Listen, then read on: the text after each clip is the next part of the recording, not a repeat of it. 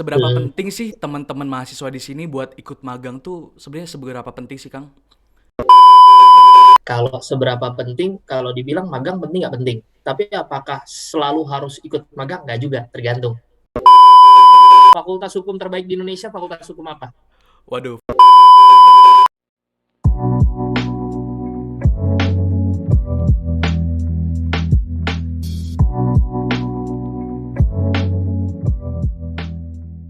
Oke, halo karir enthusiast, kembali lagi nih di acara Karpot alias Karir Podcast. Di sini aku Kevin Faza dari Departemen Pengembangan Karir dan Profesi Hukum, BEM Fakultas Hukum Universitas Pajajaran. Di sini bakalan ngobrol bareng narasumber kita hari ini selama beberapa menit ke depan nih teman-teman semua. Nah, di episode sebelumnya kita kan udah bahas banyak nih seputar karir dan bagaimana para rekruter tertarik untuk memilih kita. Nah, di episode kali ini kita juga punya bahasan yang gak kalah menarik nih. Di episode kali ini kita akan bahas seputar internship dan manajemen trainee for fresh graduate. Pasti teman-teman masih banyak kan yang belum paham dan kepo banget nih seputar tema kita hari ini. Dan untuk membahas tema kita hari ini, kita bakal ngobrol bersama pakarnya langsung nih sudah hadir di sini. Langsung aja tanpa berlama-lama kali ya. Di sini kita udah kedatangan Kang Asep Nur Hakim di melalui Zoom meeting ya Kang ya. Kali ini ya Kang ya. Selamat siang Kang Asep, apa kabar? Yang Kevin, pertama saya terima kasih nih ya udah diajak di podcast BEM Fakultas Hukum Unpad ya. Wah, saya yang Eh, terima kasih juga Kang dari BEM Fakultas ya, Hukum Kedua Pajajaran. saya minta maaf nih nggak bisa langsung ke sana karena memang Iya. sekarang lagi positif COVID kebetulan lagi positif COVID cuman OTG jadi ya kan nggak mungkin saya ke sana menyebarkan Iya, virus iya. gitu loh tapi tetap saya berharap jaga prokes ya. Betul betul, santai aja Kang. Semoga cepat sembuh ya Kang ya. Nah, makasih, Iya. makasih. Nah, mungkin pertama-tama Kang Asep bisa perkenalan dulu kali ya Kang. Ini teman-teman mungkin penasaran nih, Kang Asep ini siapa sih sebenarnya gitu. Silakan Kang. Ya, terima kasih Kevin ya.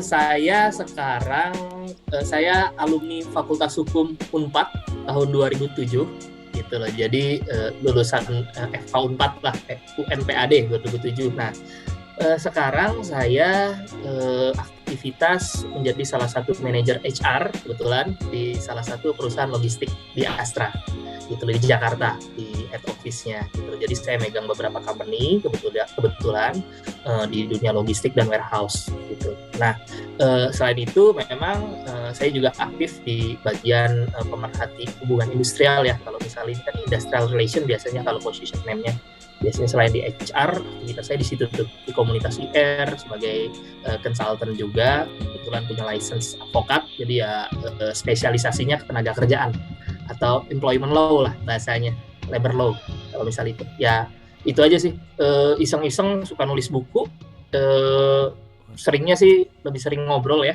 Ah, lebih suka ngobrol daripada kerja gitu. keren banget Akang gitu ya. Keren banget Kang, tadi Akang banyak banget kayaknya nih yang Akang lakuin gitu ya.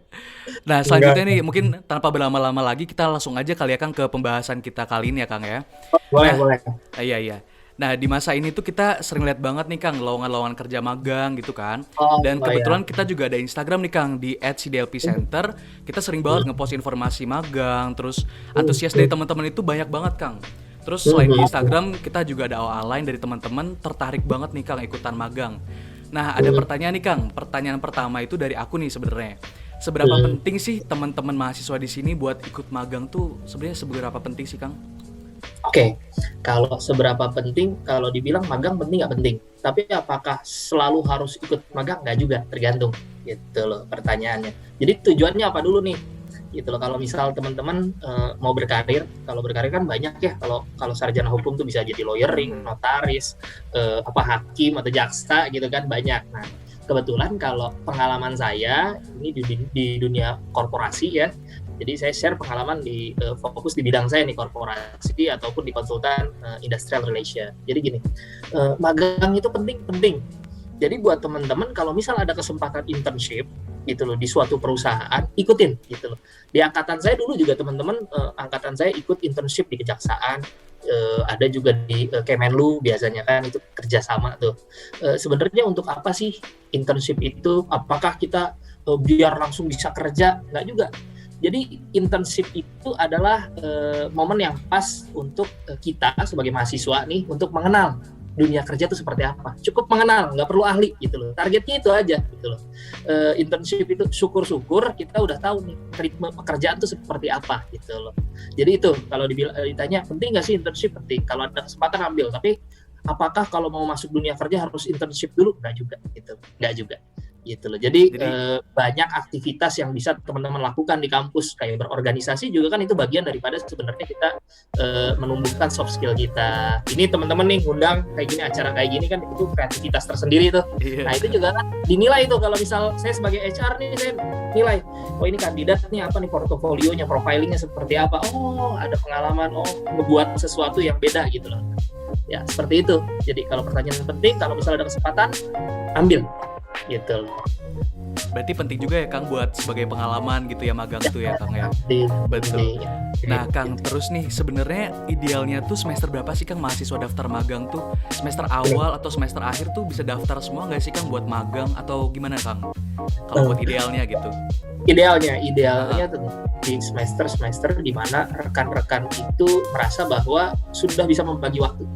Itu yang penting gitu loh. Jangan sampai dengan adanya mengikuti internship teman-teman juga terbengkalai kuliahnya atau aktivitas organisasinya. Nah itu juga perlu diperhatikan, dan set target itu seperti apa. Saya dulu set targetnya gini. Saya karena ini ya sering ngobrol sama senior gitu kan, karena kan biasa kita masuk nggak tahu, senior kita nanya gimana sih skema di kuliah itu. Upayakan kalau saya semester 1 sampai semester 4 itu adalah semester mengejar IPK gitu loh. Di awal-awal kan masih gampang tuh mengejar IPK. Iya gitu. benar. Semester 5 tuh udah bagus kalau di awal gitu ya Kang ya. Iya. Nah, semester 2, semester 3 kan kita baru ini kan meniti karir organisasian di kampus gitu. Tetapi kalau udah semester 5, semester 6 teman-teman kan udah memiliki jabatan lah di organisasi, terus kemudian teman-teman kalau mau muting juga kan biasanya di semester-semester gitu kan. Iya benar. Nah, karena kan itu ngabisin waktu loh kalau muting. Teman-teman nggak bisa tuh kuliah. Biasa saya bengkalain tuh kuliah tuh. Tapi jangan gitu. Waduh, jangan gitu ya, dong. Saya bengkalain tapi pastikan IPK-nya tinggi.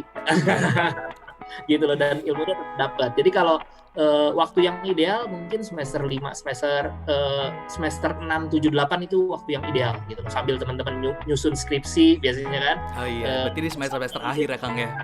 Apalagi kalau internshipnya adalah berkaitan dengan tugas akhirnya. Nah, itu sekali menyelam minum air gitu. Biar sekalian juga gitu ya Kang ya. Biar sekalian gitu loh. Misal aspek teman-teman ngambil jurusan fokus hubungan industrial, hubungan internasional gitu kan. Hukum internasional, hukum internasional, teman-teman di Kemenlu gitu. Nah, itu kan bisa sekalian tugas akhir. Ngambil jurusan pidana, terus ininya di mana? Di kejaksaan kah gitu. Iya, benar. Jadi itu masuk, jadi inline gitu loh. Internship itu pastikan inline. Atau hukum bisnis. Kalau hukum bisnis di mana ya? Di korporasi bagusnya kan. Bagusnya kan di korporasi. Kalau misal di law firm juga lebih bagus gitu loh. Tergantung teman-teman, karena kan ada yang passionnya pengen jadi lawyering gitu loh, atau ada passionnya belum tahu nih saya passionnya apa gitu loh. Ya coba aja itu. Ada beberapa tuh Kang yang kayak gitu biasanya.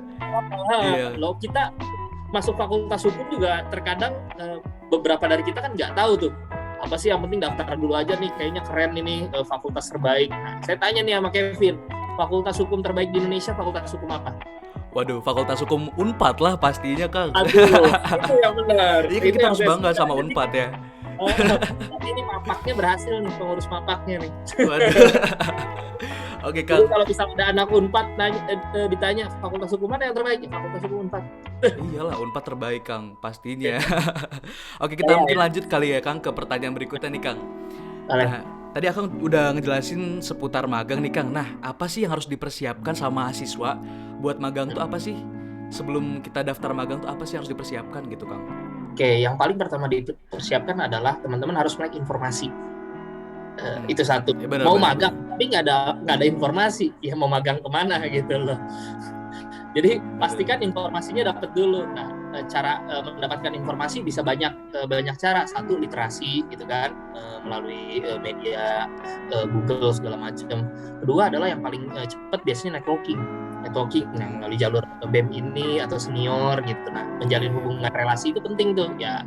yang disebut silaturahmi, memperpanjang umur, merekatkan rezeki itu di situ tuh sebenarnya.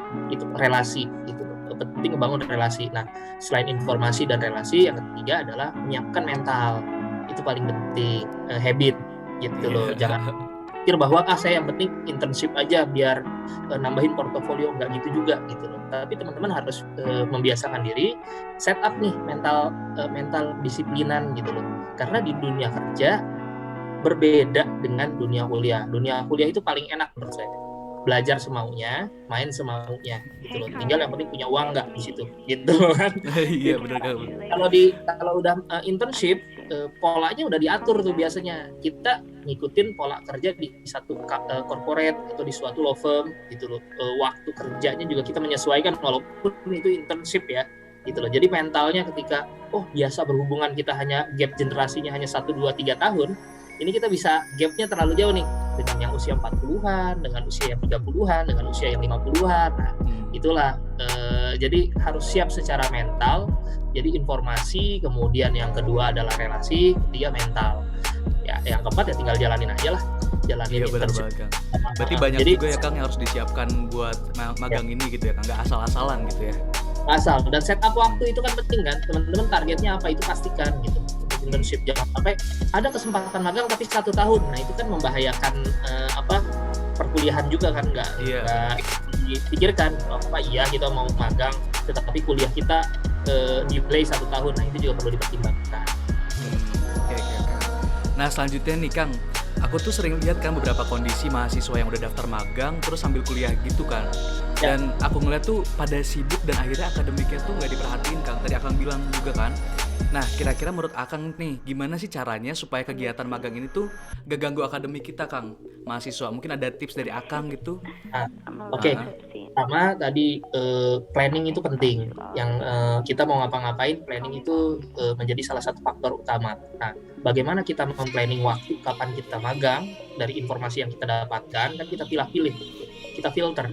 Nah, kedua, berapa lama waktu magangnya. Nah, ketika berapa lama waktu magang, komunikasikan sama stakeholder. Stakeholder itu siapa? Dosen terkait, pihak SDA ya, kampus ya, gitu loh.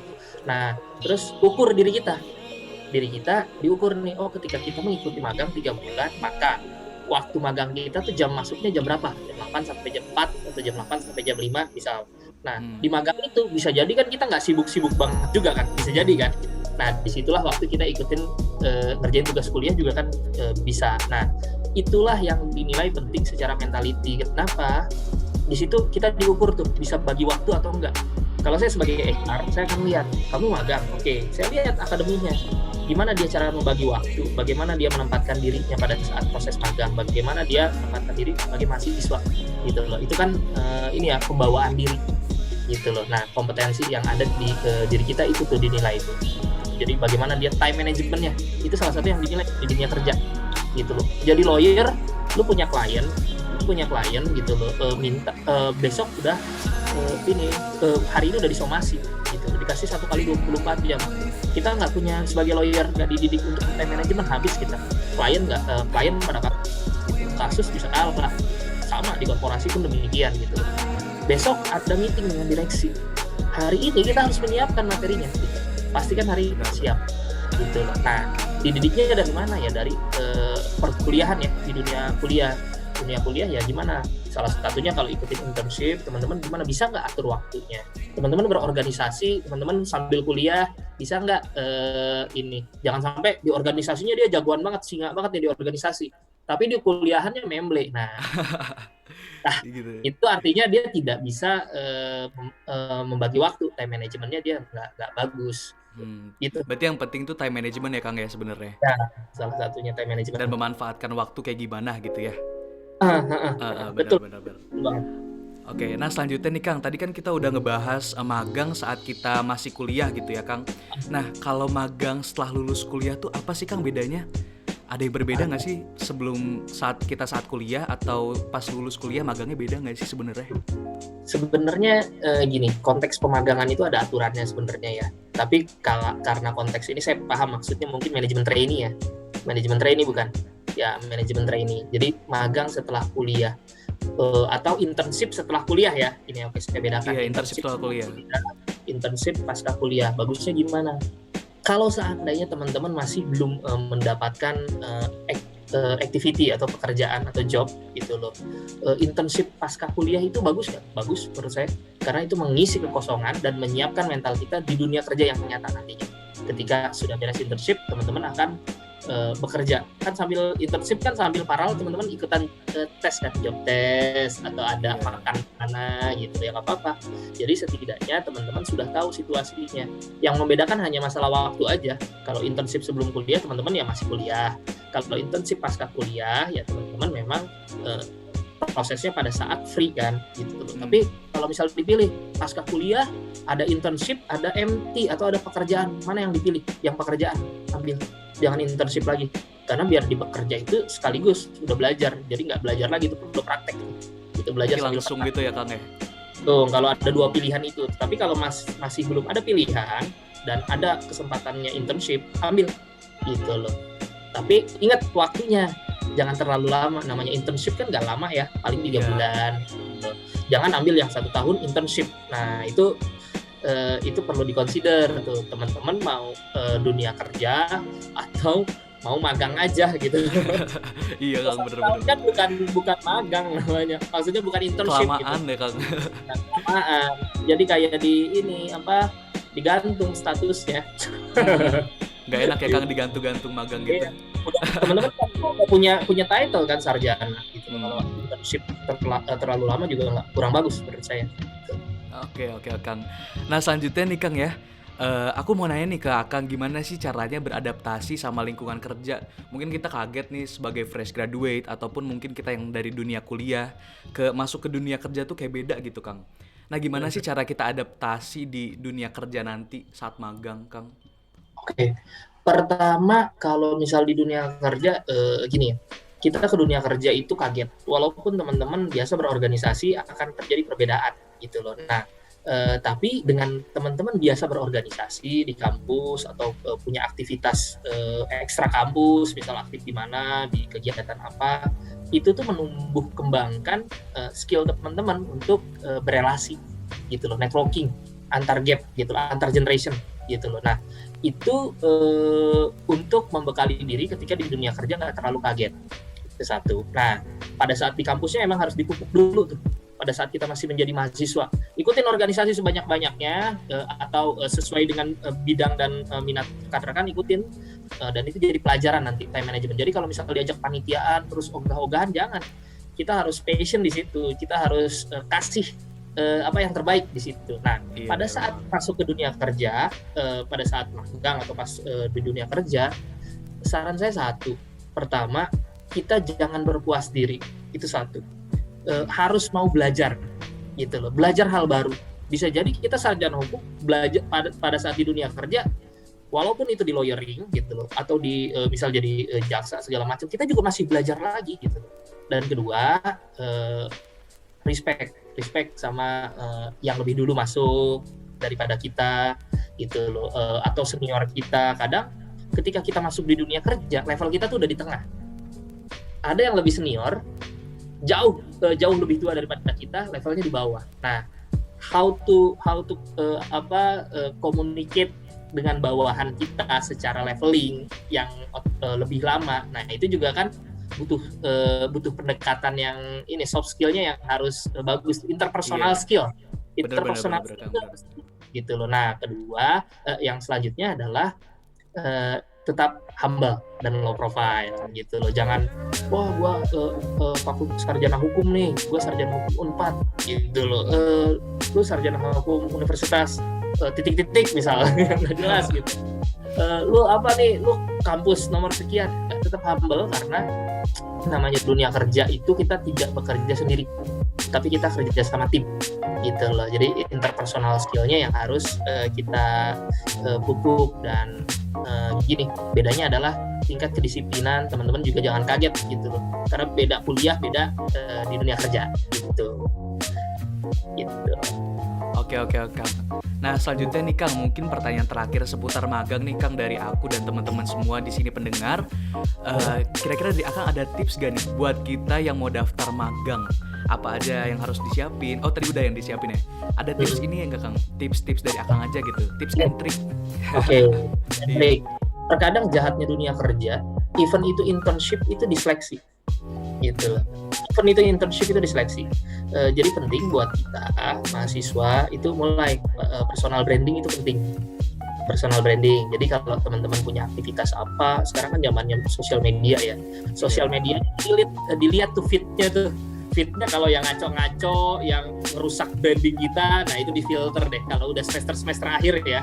Karena sebagai manusia kita pernah menjadi alay pada masanya kan. Iya Kang. Oh itu juga dilihat ya Kang sebenarnya. Kayak gitu-gitu juga dilihat ya Kang. Dilihat karena nanti kan kalau di CV, teman-teman harus belajar buat CV tuh. Dari sekarang CV yang baik itu seperti apa, personal branding. Kalau misal teman-teman punya LinkedIn, buat itu LinkedIn. Teman-teman pupuk tuh.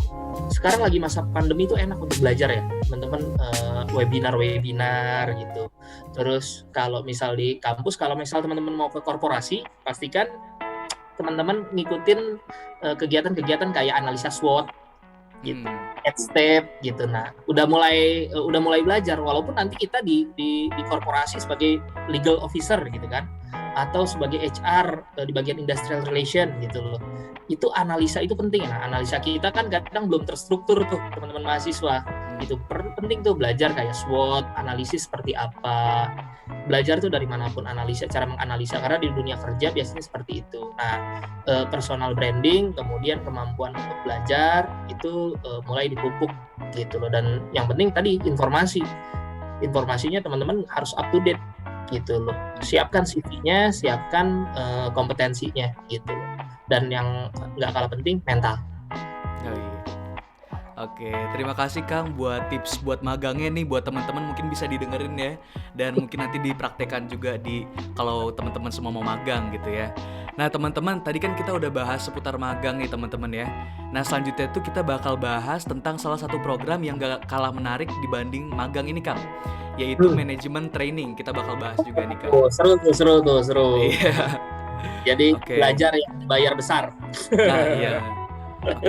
Oke Kang, nah selanjutnya nih Kang, aku tuh sering lihat nih di info lowongan kerja itu ada lowongan untuk manajemen training Kang, dan peminatnya itu aku lihat banyak juga Kang, sama magang juga banyak kan. Nah tapi di sini tuh masih banyak yang belum tahu tentang manajemen training itu sendiri Kang. Nah mungkin Kang Asep bisa menjawab nih Kang, apa sih sebenarnya manajemen training itu? Oke, sederhananya saya jawab sederhana mungkin ya. Manajemen trainee itu suatu program memang yang di-develop atau yang diciptakan oleh satu company untuk menciptakan atau mendidik calon future leaders gitu loh. Future leaders itu apa ya? Yang nantinya program ini tuh untuk fresh graduate biasanya. Untuk fresh graduate dia tuh percepatan. Percepatan tuh untuk ngedevelop dia nanti akan menjadi pemimpin di timnya gitu loh.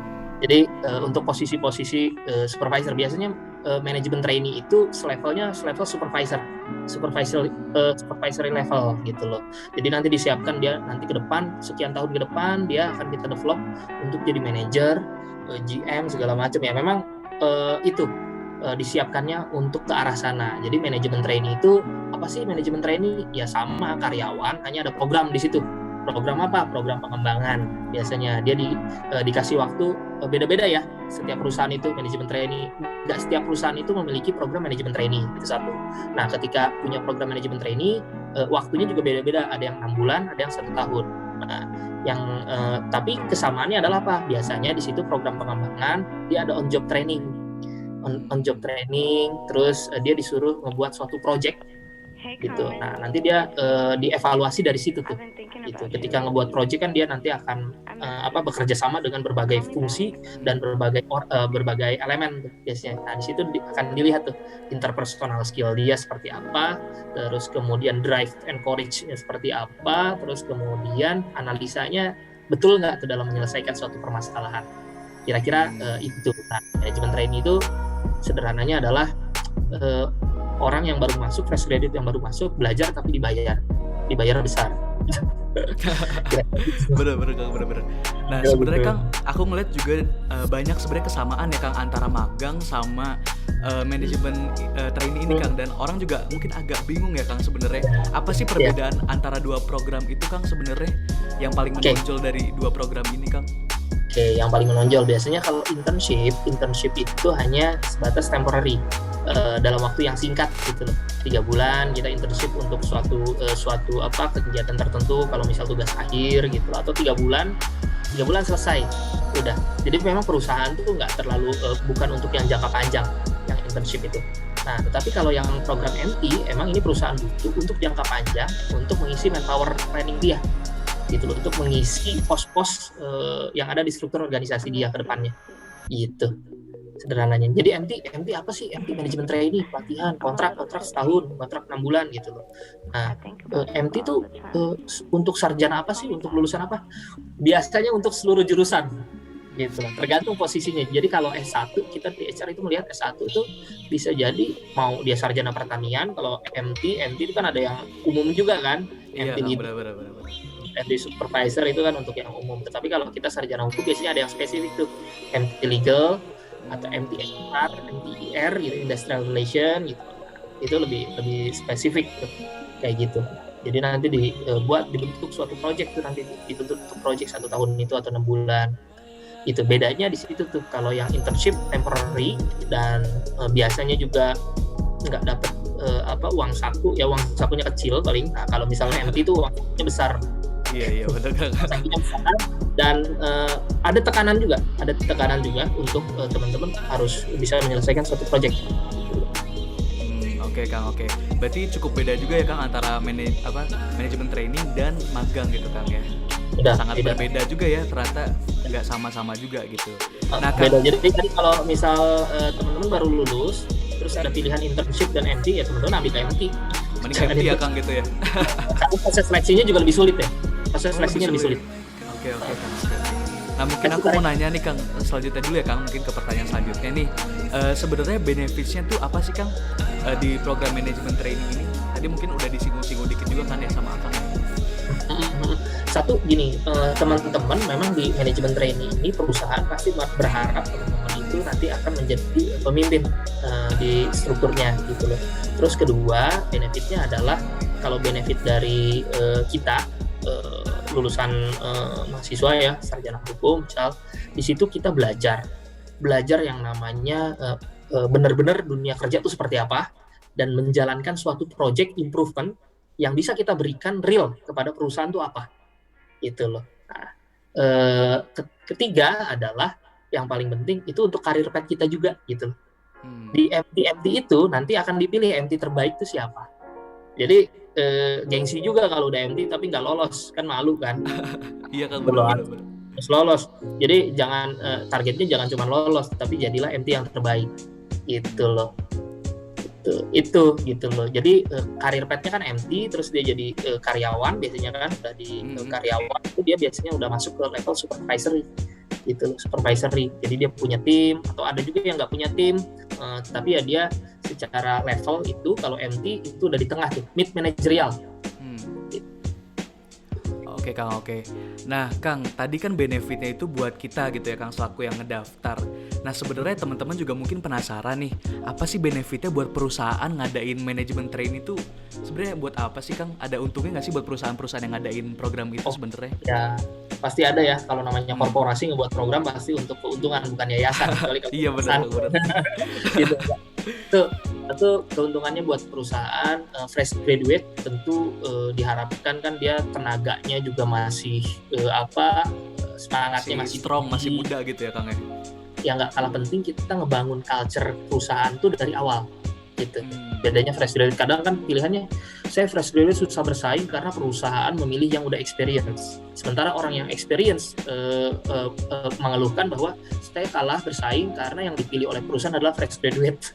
Gitu aja tuh, nggak ada habisnya. Jadi kalau keuntungan perusahaan untuk yang fresh graduate itu biasanya untuk memupuk culture itu udah dari awal. Jadi dia belum terkontaminasi oleh budaya perusahaan yang lainnya tuh. Gitu. Jadi dia mulai dari nol, memupuk dari nol itu kan lebih enak tuh biasanya. Iya, benar Kang. Nah, mungkin selanjutnya nih, Kang, aku mau nanya juga nih, dan mungkin teman-teman penasaran di sini, apa sih, Kang, kriteria yang penting harus dimiliki oleh kita yang mau ngedaftar program manajemen training ini, Kang? Oke. Pertama teman-teman, saya nggak bisa mengeneralisir setiap perusahaan ya, tetapi sepengalaman saya gini, teman-teman beruntung nih kalau misal dari Fakultas Hukum 4 karena itu salah satu yang cukup di ini juga di-consider gitu. Pertama pasti dari kampus dulu tuh, kampus akan di screening. Kedua dari IPK, kemudian pengalaman organisasi biasanya gitu loh. Terus kemudian pengalaman teman-teman mengerjakan proyek di organisasi tersebut gitu loh. Apa tantangannya, terus gimana teman-teman problem solvingnya seperti apa. Yang gak kalah penting adalah drive and courage gitu, semangat. Jadi ada passion di situ gitu loh. Kan kelihatan Iya. orang pintar tapi nggak passion ya biasanya MT nggak di, karena apa, di situ akan dinilai tuh semangatnya bagaimana, terus leadershipnya gimana nih dia ketika memimpin organisasi atau dia di fungsi departemen terkait itu, bagaimana dia memimpin tim kepanitiaan segala macam. Nah, di situ tuh drive and courage gitu. Akan dilihat seperti itu kurang lebih kampusnya. Ini saya bicara yang pengalaman saya di salah satu perusahaan administratif. Kampusnya akan dinilai, dilihat, kemudian IPK tentu tidak akan screening tuh. Terus kemudian kalau teman-teman punya sertifikasi, pelatihan segala macam yang memang inline dengan jurusan yang akan diambil, maksudnya MT-nya, itu juga akan mendukung dan menunjang gitu loh. Nah kemudian adalah yang tadi gitu loh, drive and courage pada saat interview itu teman-teman antusias nggak sih nih, terus gimana nih, apakah hanya dia antusias tapi nggak ada dalamnya juga ya bahaya juga kan. Iya benar. Nah teman-teman mungkin bisa disiapin nih kriteria-kriteria yang tadi Akang ya udah sebutin gitu ya Kang ya. Mungkin disiapin dari sekarang kali ya Kang ya.